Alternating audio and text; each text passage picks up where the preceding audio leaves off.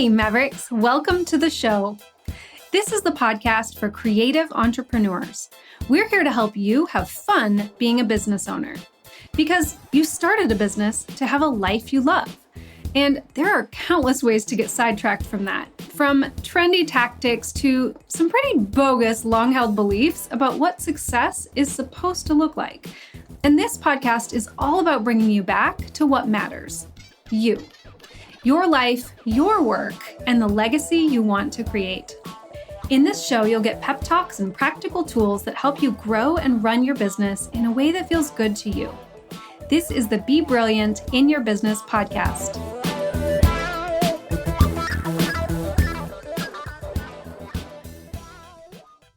All right, friends, it's time to play Love Your Business Bingo. If this is brand new to you, if you're just tuning in for this game, a quick introduction. All season long, we are playing a game to help you be more energized, inspired, and in love with your business. We're playing this game live together for the first 7 episodes of the season, and this week is week 6 of our 7. So we are almost done with our live challenge, but you can still join, you can still play along with us, and you can still win prizes all season long by getting a bingo and loving on your business.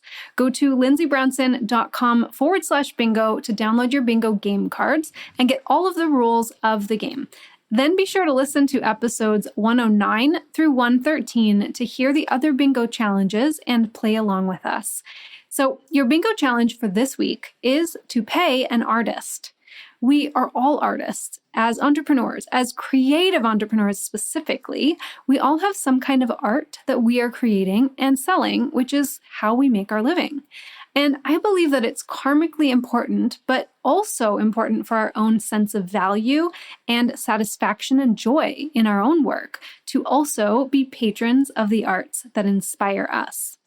So there are many ways that you can pay an artist, and there are small ways, large ways. You get to decide. I know that you probably don't need creative ideas for who you would like to support, but I'm going to give you some anyway because it's fun for me. So the first one that comes to mind is to buy someone's book. If you are a writer, if you've written anything in your life, which I think all of us have at some point, you know how much work it takes to write. And authors put months, sometimes years, into getting their ideas on paper and going through the whole process of producing and then selling a book. It's a huge undertaking. And for about $20, you can support that work. So whether it's fiction writers that you love or other people in your industry who have written books, buying their book is a great way to support them. Another idea is to buy a piece of art that you love, that you've been wanting. If you have needed an excuse to finally splurge, you can use me as that excuse. Lindsay said so. Just know that I will not be paying that credit card bill, so buy art at your own risk. A lot of the artists that I love, a cool thing that they do is that every once in a while, they will release limited edition prints of their original work. So this is a very affordable way to support them and their work. It helps them to leverage their time a little bit more, right? When they are selling prints, they get to make money on work that they've already produced, which is great. We fully support this concept in the Be Brilliant world. And it's also a great way for you to get some of their work in your home and in your space and create something that is meaningful. So I love this idea of buying prints or really going for it and buy that piece of art that you have been eyeing. Another idea is to subscribe and support artists on Patreon. A lot of podcasters or other content creators have membership options through Patreon where you can help support sometimes the costs that come with producing that content. And those costs for podcasters can be pretty significant. And for a small monthly fee, sometimes $5 or $10, you can support their work. And some of them offer additional tiers of membership where you get special bonus episodes or other things that come along with that support as well. Some of my favorite podcasts, I love to be part of their Patreon because they do give special attention to their Patreon members, which is awesome. And I know that I'm giving back on something that matters to me. Another great idea is to go shop small. Pop into your local gift shop and check out the handmade local artisans. They don't even have to be local, but that's often the fun of it, right? You get access to things that are special to your neighborhood. Buy something that is small, that is meaningful to you. Yeah, support an artist. You can also, of course, do this online through Etsy, or there's another site that I like called Society6, where digital artists can upload their work, and you get to turn it into basically any product that you want. Things like t-shirts, bedding, wall art. I even saw shower curtains as an option for something that you could get from a Society6 artist. My fair warning to you with Society6, if you've not gone down that rabbit hole, I used this as my secret weapon for my recent brand photo shoot, and I spent, no kidding, weeks countless hours hunting through various artists and narrowing down what it was that I wanted. There are endless options. There are so many artists on there. So it can be a bit daunting and it can turn into a bit of a time vortex. So that is my warning to you. If you're not super clear on what it is that you want, you will need to be on Society6. But if you do that, it's totally worth it because you can get some amazing pieces and then you are supporting that digital artist directly. Another idea, which reminds me of our guest in episode 110, Holly Shaw, is to go see a comedy show. And that is a great way, especially if you go to an improv show, although I'm not a fan of improv, but I do love comedy. You are supporting the artists there who spend many hours, as we've learned, getting up on stage, practicing, writing sets, producing something that doesn't work, and then they finally hit on something that does work. And wherever you are in that process of seeing their work, you get to support them to continue doing it. So those are some of my ideas, some of the ways that I get excited about paying artists and being a patron of the arts. So that is your challenge for this week. I hope you enjoy. My guest today is Chris Zebo, an incredibly talented, award-winning photographer and multi-passionate creative. His photos have been featured in magazines such as Southern Living and Men's Health, and his clients include Uber, Toyota, the State of Texas Tourism Bureau, and many more. His work also appears in 2 books, Wanderlust USA, which was the #1 travel photography book when it was released in 2019, and the latest book is The Parklands, Trails and Secrets from the National Parks of the United States, which was just released on September 6th. Chris and I talk about his penchant for saying yes to new opportunities in his career and the messiness that follows as he puts his money, or rather his camera lens, where his mouth is. As you'll hear him talk about, the reason that this works for him is that he's very good at listening to his inner voice and letting the rest go. Chris now runs 2 successful photography businesses, and we dive into both of them, along with his personal philosophy on creating a stellar client experience, and how interior design plays a big role in that. We also chat about how he balances his, quote, millions of projects to stay inspired and fulfilled in his creative career. One thing that I learned about Chris as we were talking is that he is just as good at painting a picture with words as he is with a camera. I think you will really enjoy some of these stories. Are you ready? Let's go. Hi, Chris. Welcome to the show. Hi. Thank you for being here. I'm glad to be here. I am so glad that you're here. There's so many things that I want to dive in and talk with you about today.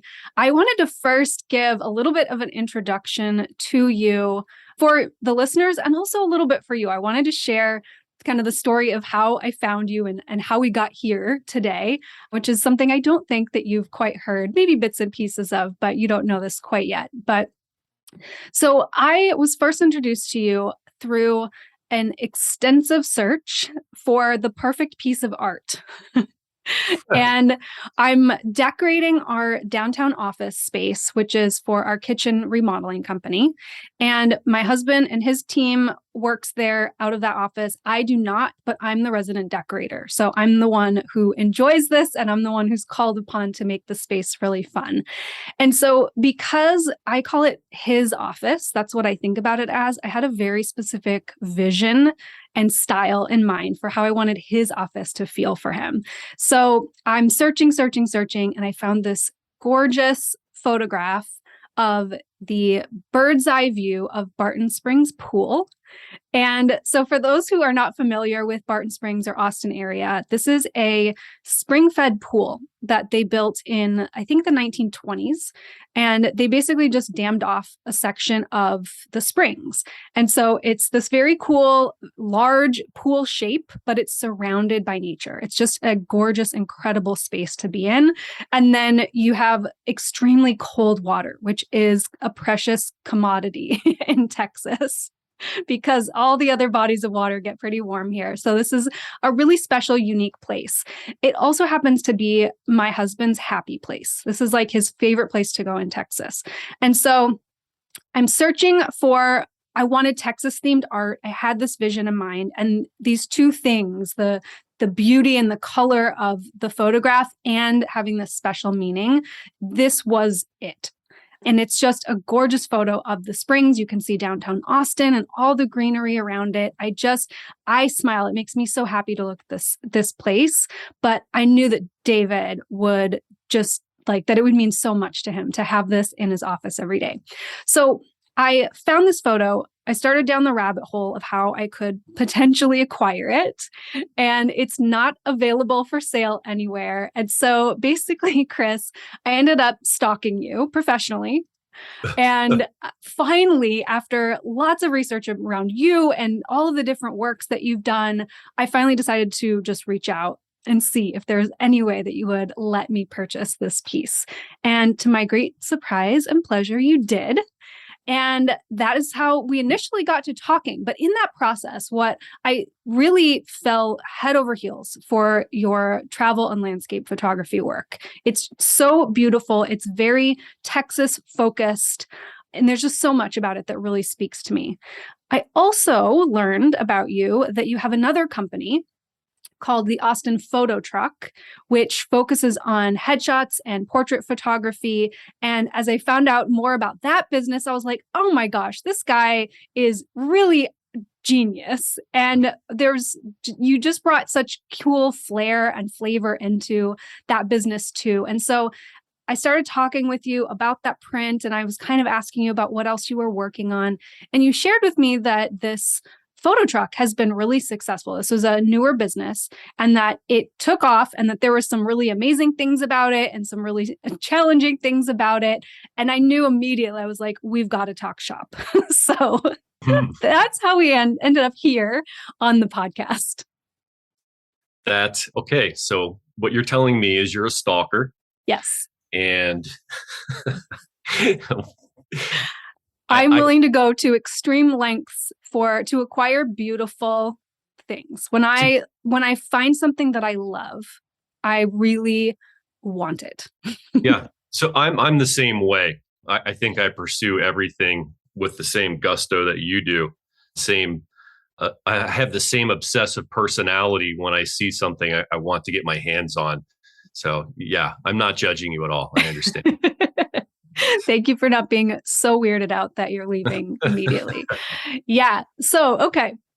So thank you for being here. I'm really excited to talk with you. And obviously that introduction, we've got to start by talking about the travel and landscape photography. So this is one area of your business.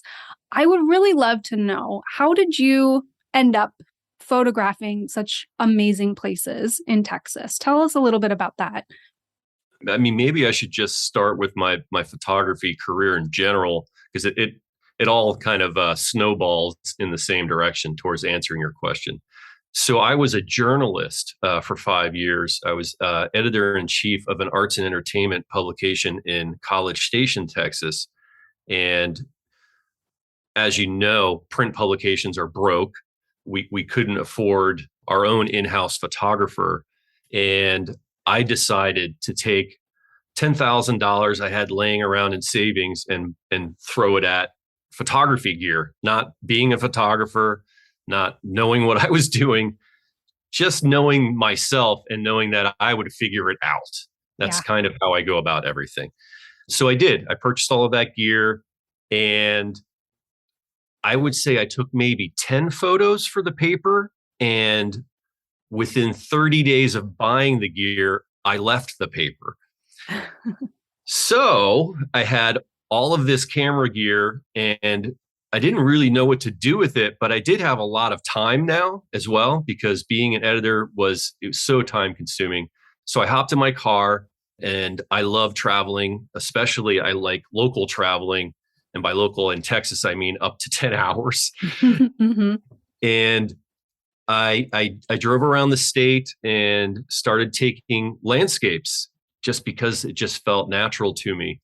I wasn't really good at them in the beginning, but I was at the same time because I did have some training in composition and understanding of, you know, what makes a picture look beautiful, and not in photography, but actually the visual arts in general, from practically being a minor in college in the arts. So, they weren't great, but maybe in 3 or 4 months of traveling around the state, they did become great. I started sharing them on social media. I had another stalker who was a friend of mine keeping tabs on my work. And he owned an art gallery in downtown Bryan. And he said, you know what? Your work's really good. Would you like to produce a show for a month at the gallery? And I said, sure, because I say yes to everything, as everyone should. And I was tasked with producing more work because I didn't have much work yet. I had to fill an entire gallery. So he gave me 3 months to go back on the road. And I did. I went out and took about 10,000 more shots. I produced the show, which was about, I think it was 40 prints total. And I called it For the Love of Texas. Mm. And soon enough, I'm on the TV news and I'm being interviewed. And that interview is being bounced around the state. And opening night of the show is a full house. Half the show sells out. And by the end of the month, the show sells out completely. So at this time, I'm still not calling myself a photographer. Uh-huh. It's just, it doesn't feel right. But I sold out a show, right? So I said, well, this must mean something. And I just kind of sat there on that for a couple of months. And it's like, what do I do with this? And I got an email from the state of Texas, from the Tourism Bureau underneath the governor's office. And they're like, hey, would you like to go on the road for 4 months and take photos for the Tourism Bureau? We want to use them to advertise the state of Texas to the world. And of course, I said yes again. Yes. It signed a big contract with them, was on the road for 4 months, produced some amazing work. Even I can't believe I took those photos when I look at them today. And after that was done, I said, you know what?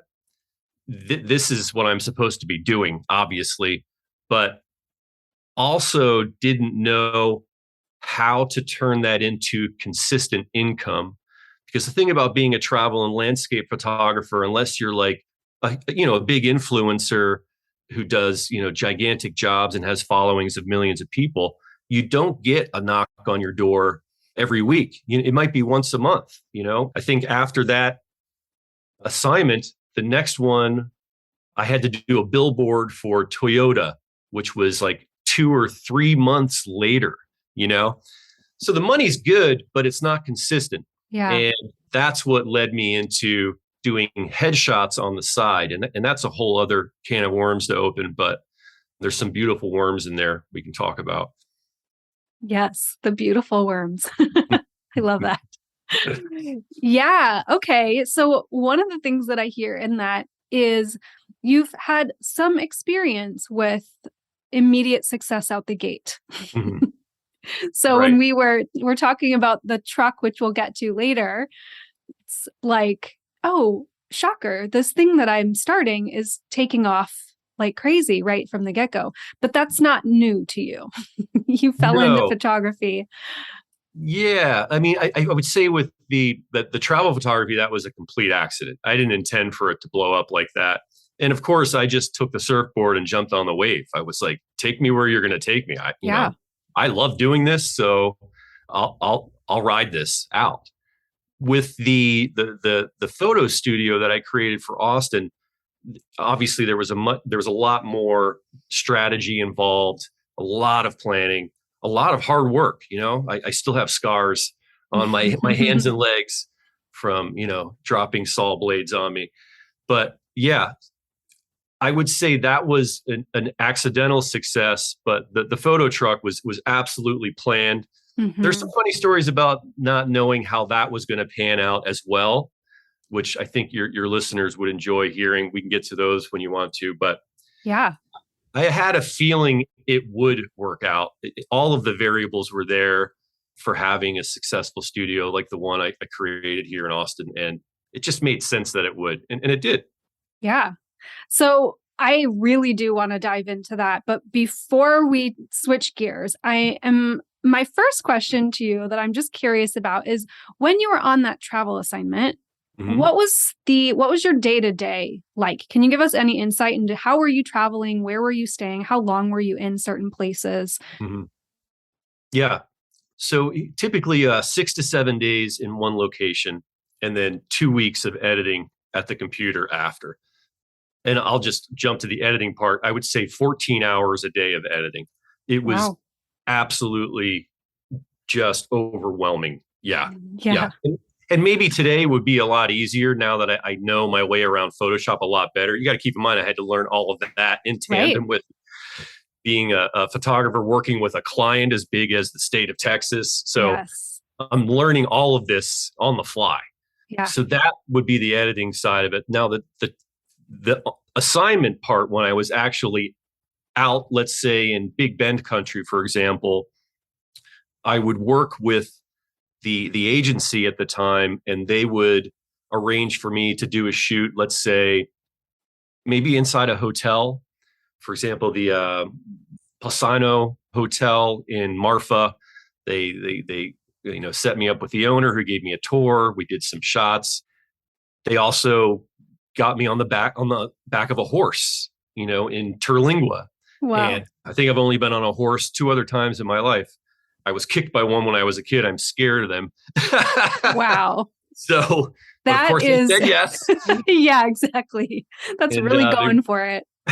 They wanted me to photograph, what a horse ride would look like in the mountains out west. So they booked a lot of the stuff. I would say maybe just a third of it. And then they gave me full creative reign over all of the rest of my time. And essentially they just said to me, you do what you do.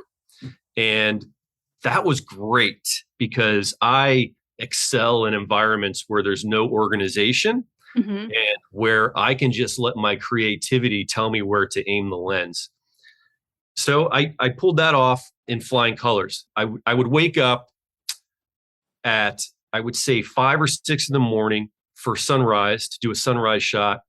And let's say in Big Bend, for example, the logistics there are different than they would be, let's say in the hill country. I can wake up in a room in the hill country and be to a spot in 15 minutes. For example, Enchanted Rock, if I spend the night in Fredericksburg. But in Big Bend, it's an hour and a half to 2 hours to the location you want to shoot. Yeah. So you do have to wake up very early. The great thing about being a photographer is that there's 2 golden hours. There's one in the morning. So if you miss it then, there's going to be another one later on at night. It lets you be an early bird or a night owl. And I am not an early bird, by the way. I am absolutely not. So I would get up early and have a spot that I had already scouted that had all of the elements I wanted for the photograph. I knew where the sun was going to rise and where it was going to fall. So I knew where that was going to be in relation to the composition I was going to shoot. And everything I've just told you makes it sound like I knew what I was doing. In that regard, I did. But there's the other side you don't get to see. You don't get to see me waking up in a very cheap motel where the shower was so ghetto that my foot fell through the fiberglass to the Wow. floor in the morning, scrambling to get all of my gear. There's so many moving parts. So you need all the lenses, all the filters, all the, all of that stuff. Scrambling in the dark. There's coyotes, screaming at me out my door, which I'd never heard of in real life. I thought they were, I thought it was the townspeople having like a seance or something and they were going to murder me.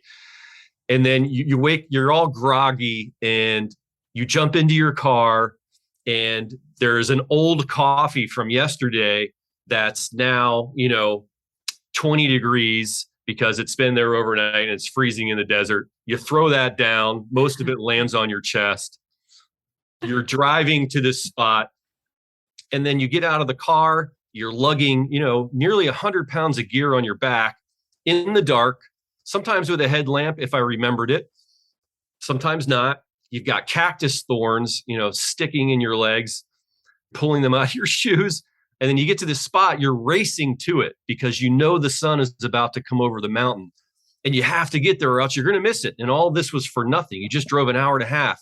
You look like a porcupine with all of these cactus thorns sticking out of you. You're freezing. The coffee was horrible. And you throw your tripod down and you get the shot. And then there's a big exhale after the sun is up and the sunrise is over. And you're like, okay, all right, now I'm going to take a nap. Wow. Oh, that's such a colorful story. I'm with you the whole way.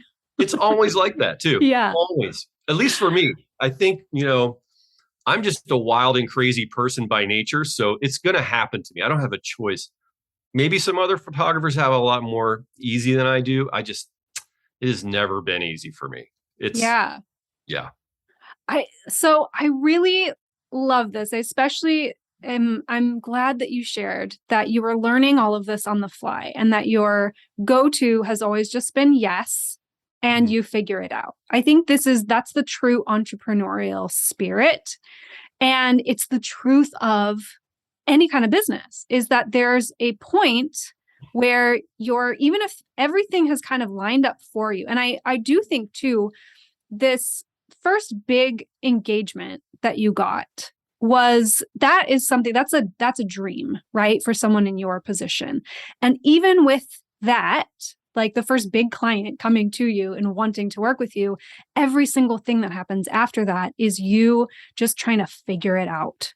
And you're in the steep learning curve and the actual elements of going out and doing these shots and learning your own process and learning how this works for you, and then learning how to run the business and then figuring out how to create consistent income step by step by step.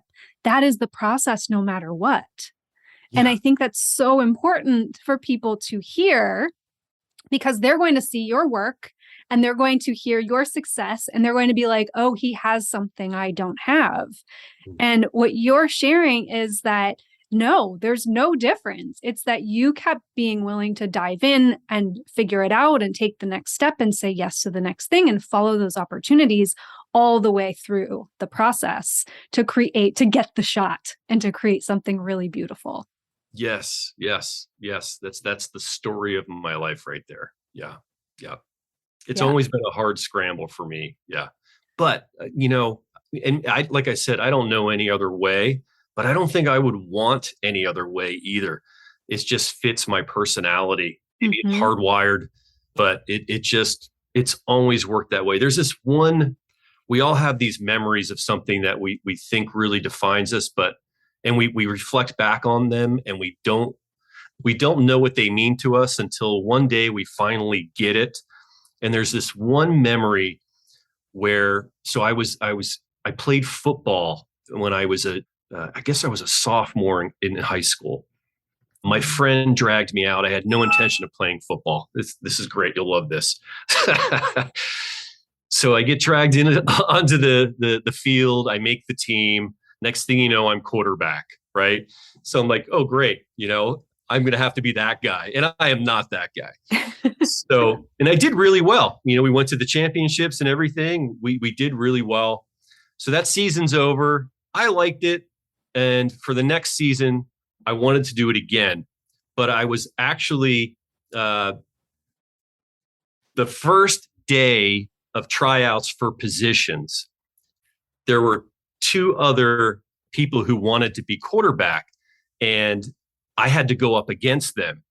And I didn't want to go up against anyone, and I'm not saying because I just thought automatically I would be quarterback again. That's just not how I think. So I wasn't prepared for that. And they were kind of heckling me. They had there was this audaciousness to them that I didn't come to the field prepared for.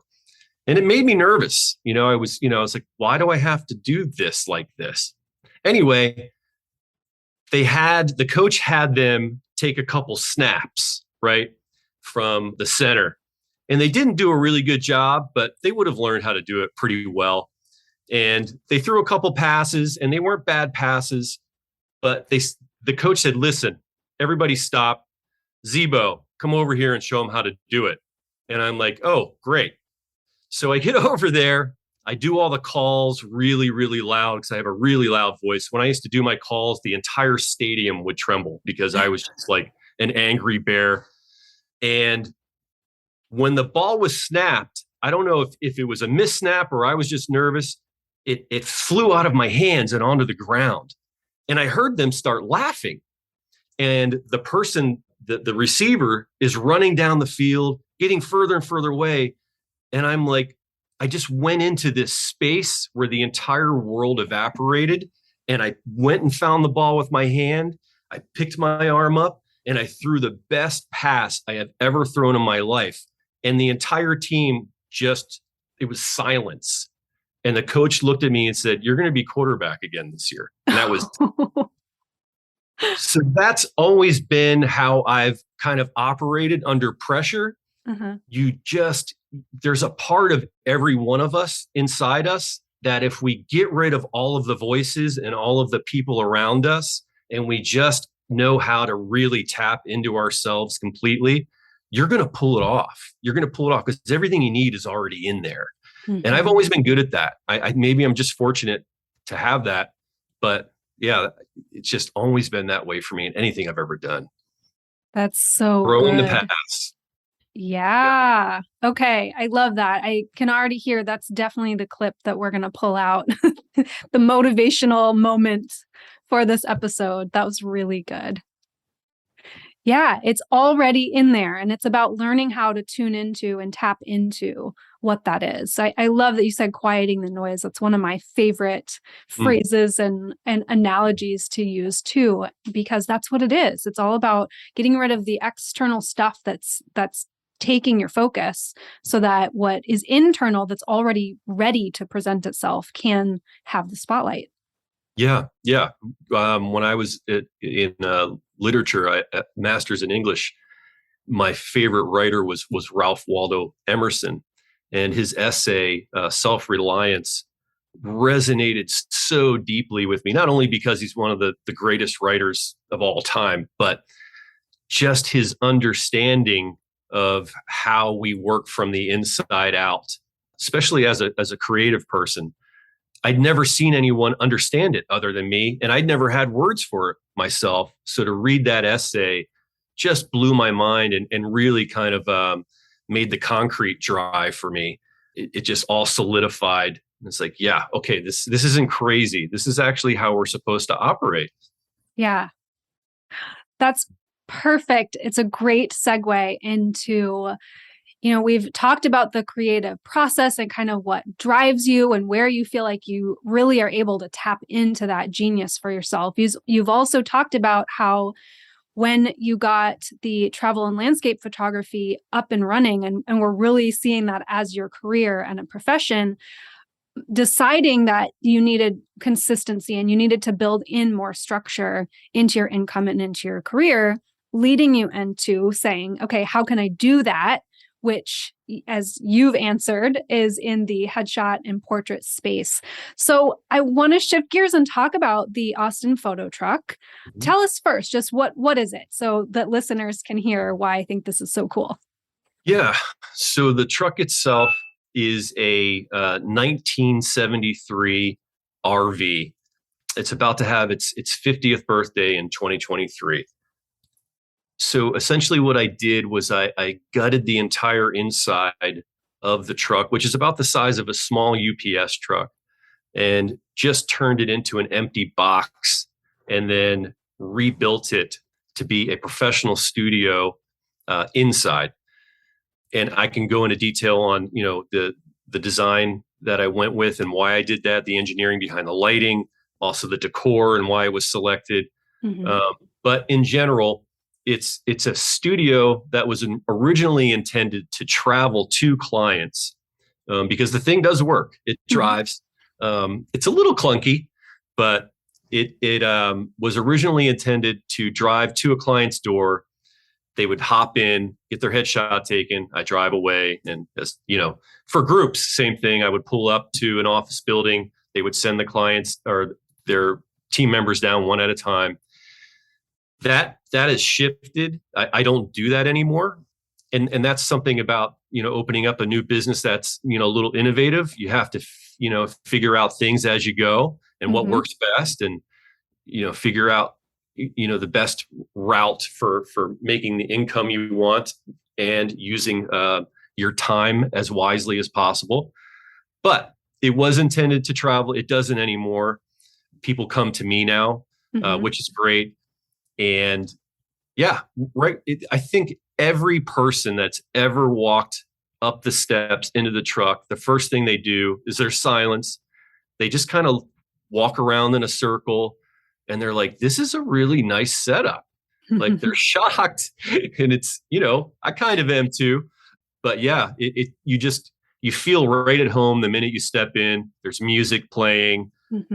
You can just get lost in the decor. You want to know what these pieces are about and, where the wallpaper is from. And yeah, so it's just a really fun way to get a really boring photo of yourself taken. And that was some of the strategy behind it, because it really is like going to a traditional studio is like going to a dentist's office without the teeth pulling.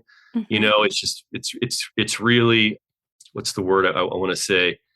There's just no soul to it, and it's a photo of yourself that really has to emit your soul. So I wanted to create an environment where people do that, and this has worked. It's worked really well. So yeah, that's the intro to the truck. There's a bunch of tentacles on that octopus we can pull apart if we want. Yeah, and I would love to. So, I mean, the pictures that I have seen of the truck, I haven't seen it in person, but it looks like an actual good time. Yeah. Well, it looks different now. So those were the launch photos that I still use on the website. I haven't taken new interior photos since I've done a redesign. Okay. So it's even better than that now. At least I think so. Explain what's the aesthetic? What is the look and feel of this? We must know. Yeah. So honestly, the only thing I can think of is the set for Pee-wee's Playhouse. Okay. That old show. And I grew up with that show. Sorry to date myself. You could carbon date me. I'm a dinosaur. But it's brilliant. If you ever watch that show, and you don't have to watch the whole thing, just watch one segment of it. If you look at the set design, you're just like, are you kidding me? Like, you thought of everything.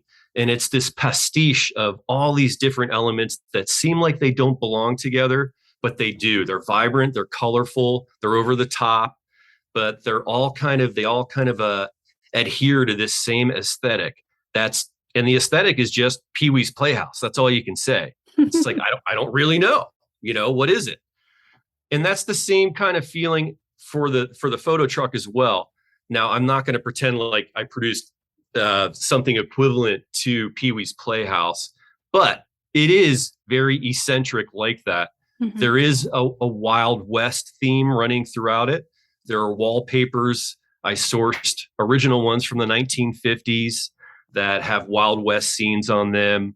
There's another wallpaper from the 1970s that has old trucker rig calls, and that's just beautiful as well.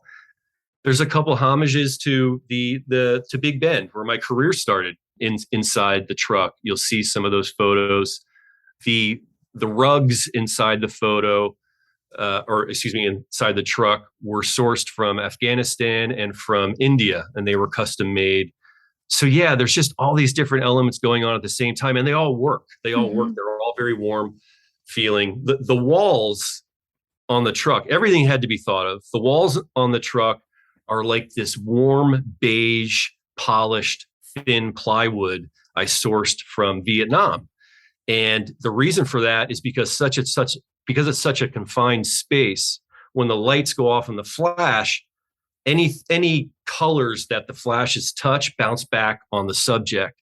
So the walls had to be a neutral skin tone that would appeal to everyone's skin type.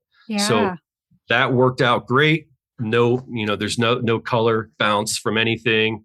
So yeah, I think the design part of it, there's a set of 7-foot long legs on the ceiling. It's a girl's legs that come through the ceiling with cowboy boots on. Oh my That's gosh. a great. That's so Texas. Yeah, there's it's funny because it feels like Texas, it feels like Austin, and then it feels like the interior mind of a madman at the same time. Maybe that's my aesthetic. Yeah. I love that you are, so obviously you thought about this, but I love that you mentioned the lighting quality and the particular way that it had to be designed so that it worked and didn't interfere with the photos themselves. So obviously looking back, we can say we understand why most photo studios feel like dentist's office, right? It's because they need to be plain and boring so that all of the pieces that are important to capture a picture like that are able to be in play. And you have been able to figure out another way to do it where that still all works, but the customer experience is so vastly different. Yes.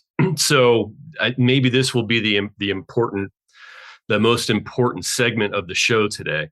But the business is run differently than I think a lot of businesses and any, it doesn't matter what industry it is, are run. And it's, my business is client first, period.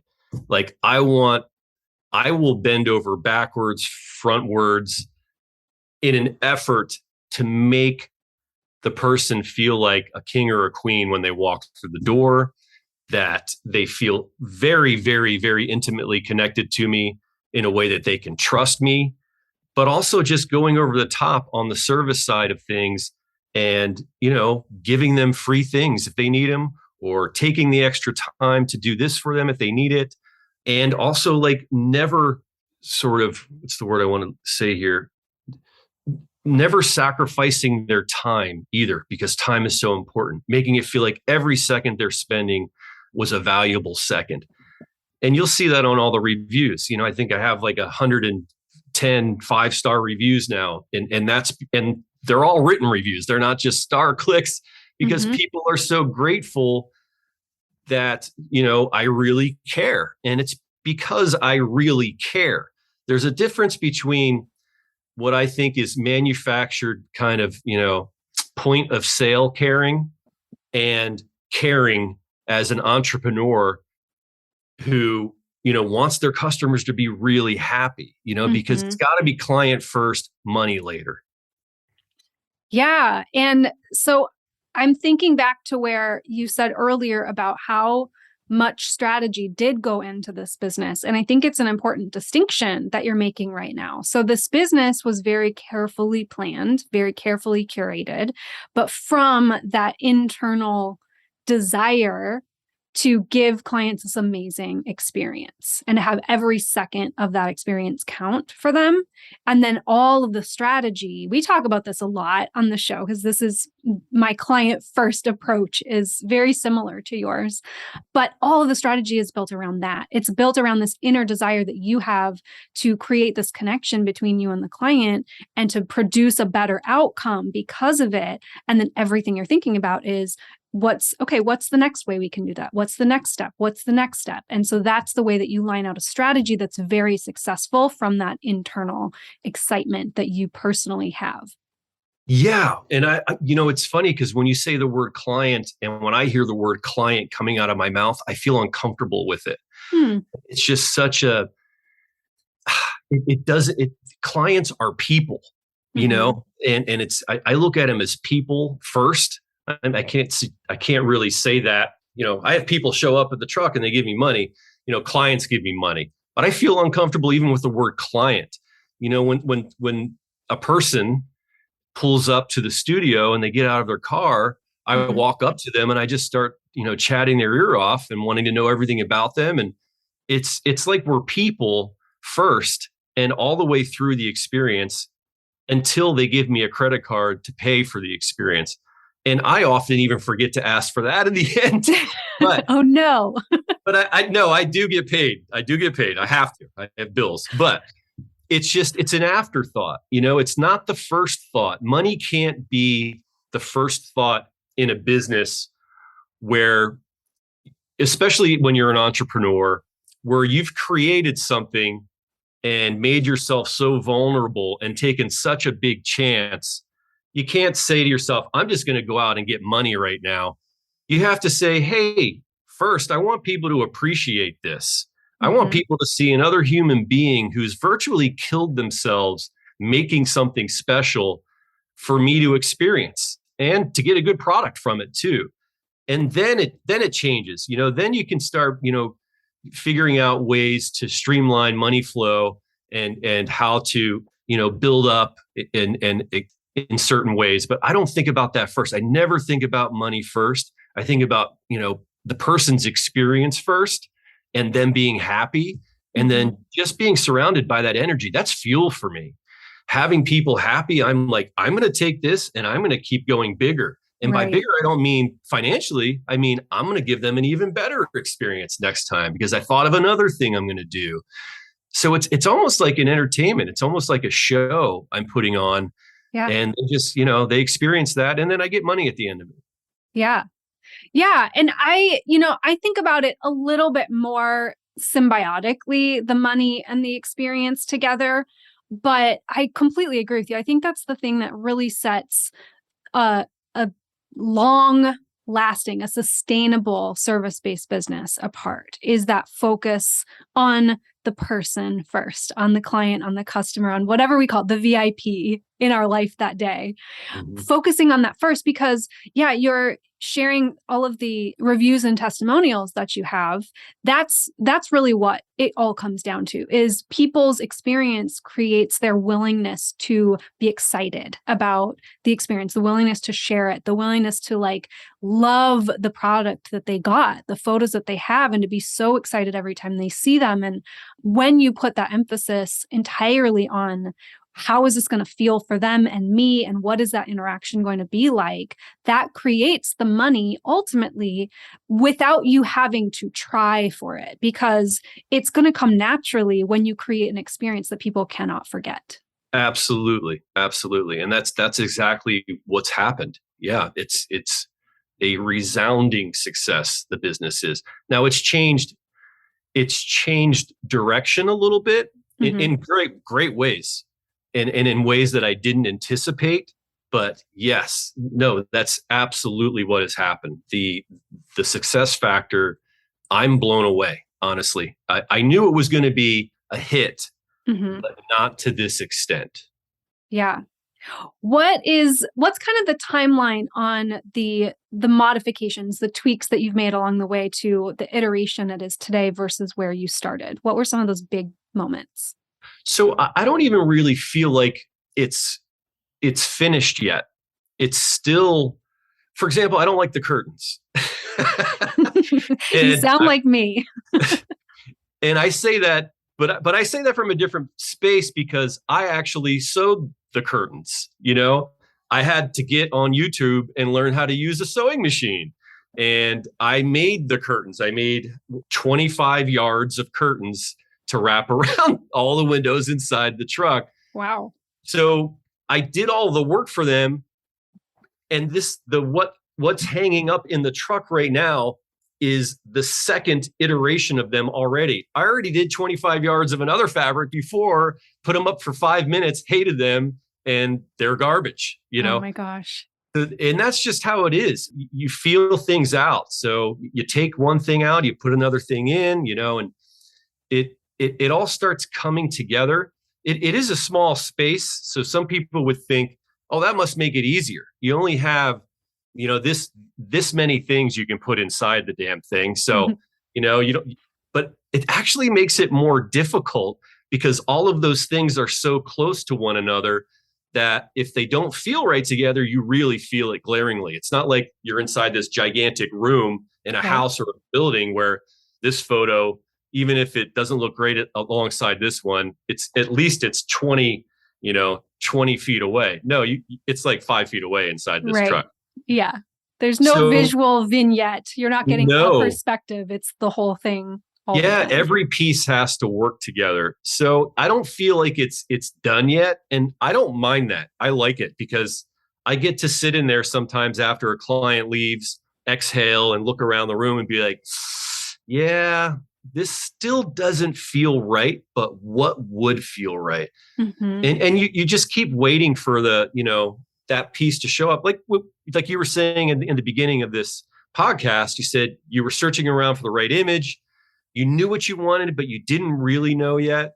You had to land your eyes on it. Yep. And then you got your eyes on it. And then you had to go down the wormhole to find out where it came from. And then, connect with me to see if you could purchase it. That's how it goes with, a piece of art that I'm trying to find for one space inside right now. I've actually talked to a couple artists that I've stumbled upon on Instagram and asked them to commission work for me.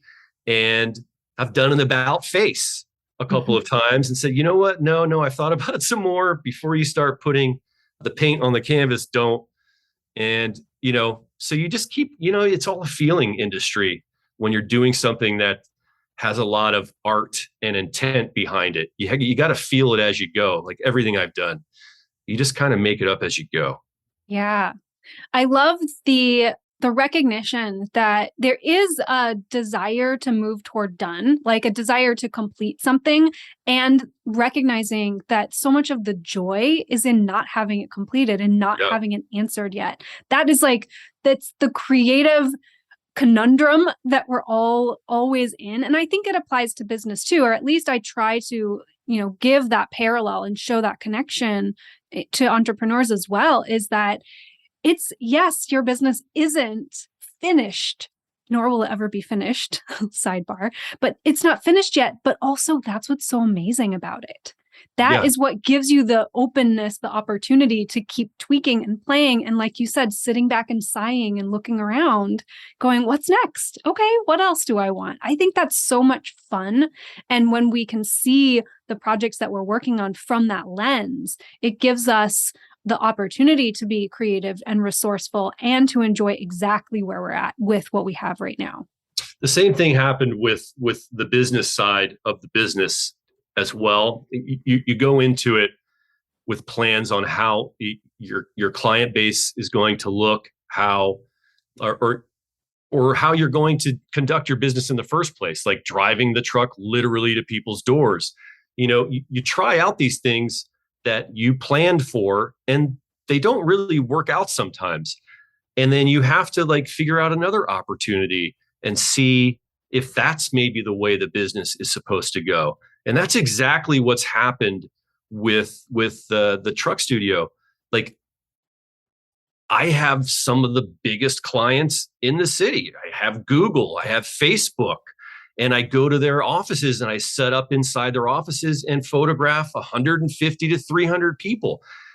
That's very different than what I had planned. Driving up to one person's house, throwing a generator on the back of the truck to get the AC cool enough 15 minutes before they come out, and getting everything set up because everything's Velcroed or tied down inside for travel, and taking one person. Now I go to offices without the truck with a pop-up studio that is in the back of my car. And the truck itself has become this kind of, I don't know, maybe just a logo for a business that doesn't look anything like I originally planned. And I'm fine with that. I kind of go into everything like that anyway, because I was a travel and landscape photographer. I never planned to take photos of people's faces. I hate portrait photography deep down inside of me. And I thought I would never do it until I tried it once, thinking I would just nail it right away. And it took me 500 times to get one good photo of a person's face. So that's how I'm here today, because the challenge of that is I didn't plan on liking portraits or headshots. And Yeah. now I live for it every day. I love Yeah. it. I love it. But yeah, so I don't know. There's another analogy I use when I talk to people who they come off as having all of these plans and this is what they're going to achieve and this is what the result's going to be. And I'm like, it never works that way. Even the you know, the perfect marksman is going to aim at the target and shoot a little off target, but it's still a ring around the target. It's still, you hit the target almost, but you never get a bullseye. And who the hell wants a bullseye anyway? What's the fun in that? Because like you said, then it's all done. I did Yeah. it. What more Great. do I do now? Bullseye. Great. Great. Another bullseye. Yeah. And I think, oh gosh, what was it? As you were talking about that, I'm thinking that too, like the mark gives you something to aim for. Mm-hmm. Right. So it's a really important, the plan gives you something to aim for. It's a very important piece of the whole Yes. picture. Because if you don't have something that you're aiming for, if you don't have a plan that gives you the direction to go, then you do kind of go all over the place without having any sense of clarity. So it's super important to hold dear these ideas of and plans and targets and things that we are aiming for, because it gives us it gets us an emotion. It gets us moving towards something. And we have to recognize that as soon as we're in motion, we don't need it anymore, because we're not going to land in the same place. We're not going to hit in the same way. And that's great. We don't want to, but we need both of those things because it gives us that whole context to get us in emotion and get us moving toward the next thing that we're wanting to do. Yeah, yeah, and I think that that appeals, I think, very clearly to creative people who don't want a bullseye. They want to just keep expressing and exploring. But I think a lot of people do expect a bullseye. You know, this is what I'm doing, and I need to have the bullseye, and that's fine. You know, for people who live that way, they aren't hitting the bullseye. By the way, they might think they are. They you know they may convince themselves that they are, but I like the play of not hitting it. I want to see where where the target's going to move next and follow it and shoot at that one and get as close as I can to it. But I don't think I would ever be happy if I hit the bullseye every time. Imagine these people who are like these professional marksmen who they finally get it to where they hit the bullseye every time. And then what are they doing? They're just putting on shows on a late show. You know, it's like, look, he hits it every time. It's like, that guy's got to be so bored with his life, Yes. you know? But the challenge of getting there when he or she wasn't hitting the bullseye all the time, that must have been so much fun. That's where I want to be. I want to Yeah. be trying to hit it. Because if I was just shooting at it and hitting it every time and I was doing a show circuit all the time, I'd be like, okay, yawn, Right. done, no more. That's such a good analogy. I love it. Okay, I want to shift gears one more time because I read something about you in my professional stalking. I read something about you that I just thought was said so perfectly. I want to share with the audience and ask you about it. You said, when I'm not working on a million projects, I'm working on a million projects. And it made me smile because I operate in the world of multi-passionate, creative entrepreneurs, people who are always like, and I want to do this, and I want to do that, and I want to do that. And so I'm really curious, what does that look like for you working on the million projects? How do you balance the travel and landscape photography with the headshot studio, with the other creative pursuits that you have? What is your experience of that million projects like? Yeah. So I would say the million projects, there's 2 million projects, let's put it that way. And then the first million is the stuff you have to do, the work you have to do, to take care of clients, to make money, your 9 to 5, so to speak. That's the first million. And then at the end of the day, my brain doesn't shut off. And I have all of this other time where the second million projects come up. And I'll just be, it's great because I'm not working, but I'm working still in a way that's in my own space where I own my own space. And I'll think about truck design stuff, for example. That's where I'll start. I'll be on Instagram looking for these artists and who their friends are, their peers are, who are also artists, and enter that wormhole, and then take the phone with something I see really well that fit really well inside the truck and go out to the truck and hold it up against the wall and see if it clashes with the colors. So that's another project that just entered, the chat, so to speak. Yeah.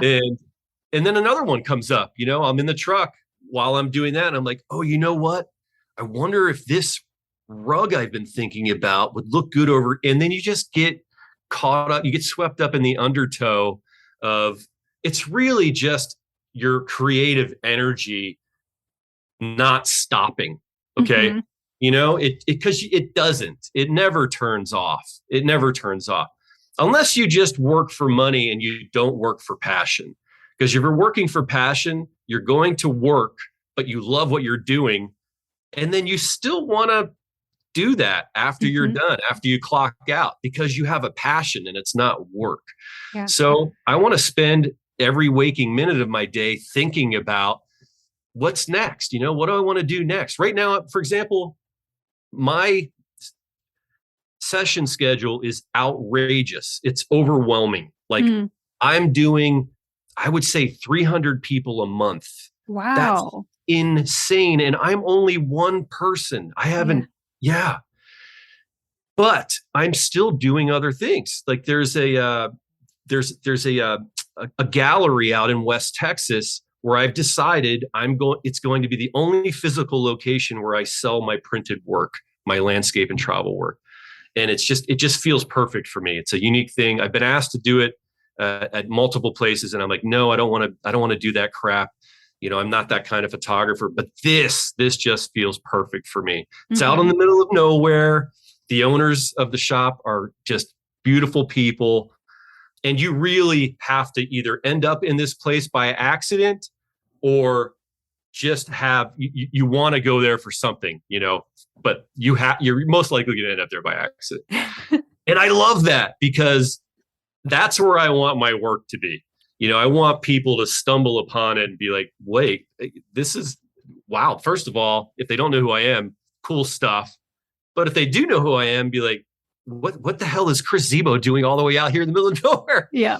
So that's another project I picked up. So I've been making 13 by 19 prints for the last 48 hours and getting a whole bunch of prints ready to take all the way out to this little outpost where I'm going to have my work hanging out, collecting sand and dust out there.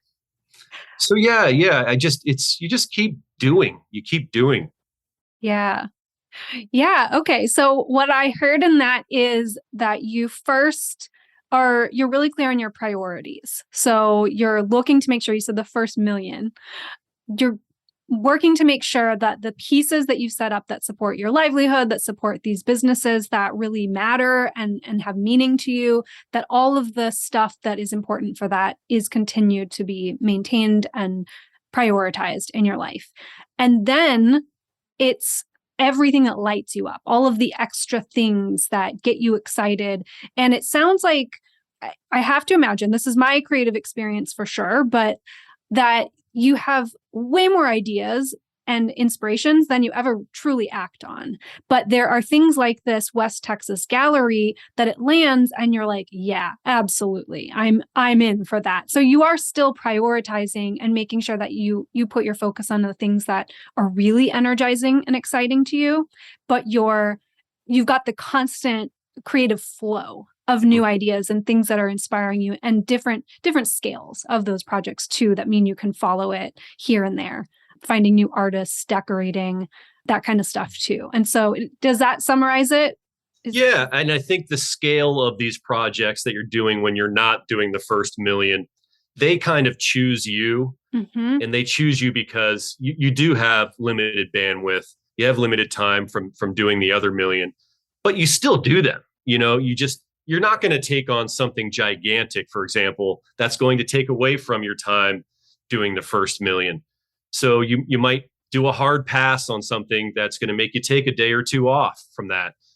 But there's so many other things you can do, Mm-hmm. So, they always, it's just a stream of ideas that come to you. And the ones that don't require you to make sacrifices, in the other creative endeavors you're doing to make money are going to choose you. They're going to say, yeah, you've got time for this. Let's do it.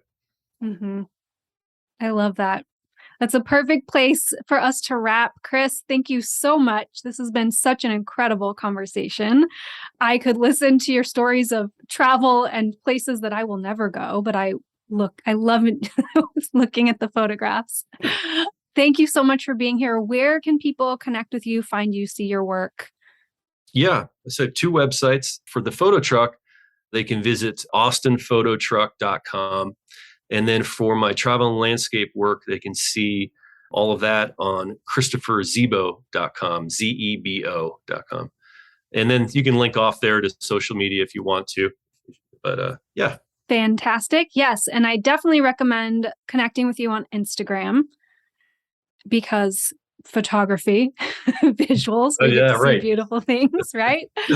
And when I'm hoping that by the time this airs that I will have the print that I bought from you. Oh, cool. That I'll be able to share as well. But I'll be sharing that if I can, if I even can share it. Yeah. So I want everybody to see your work because it's absolutely incredibly beautiful. Definitely looking forward to, this is your kick in the pants to take some photos of the updated photo truck so that we can see them. But yes, connect on Instagram. There is a book out that has some of your photography in it. Can we share the name of that book? Sure. The new one that comes out, actually, it isn't out yet. It hits the stands on September 6th. And it's called The Parklands, and you can buy it on Amazon. It's in all brick and mortar bookstores as well. And I'm the photographer in the introduction and 3 different chapters, 3 different national parks I represent. One is Acadia National Park, where I was artist in residence a couple of years ago, and then Guadalupe Mountains National Park and Big Bend National Park, of course. Yes, of course. Beautiful. Well, thank you again for being here. This has been so fun. It's great being here. Thank you. Do you love these weekly doses of insight and inspiration for your business? Then you gotta join me in the Maverick HQ. This is our listener library full of helpful tools to create clarity, spark creativity, and manage your time and energy like a boss. It's all inside the Maverick HQ, and it's totally free for you. Head to lindsaybrownson.com/Maverick to join me right now. I'll see you inside.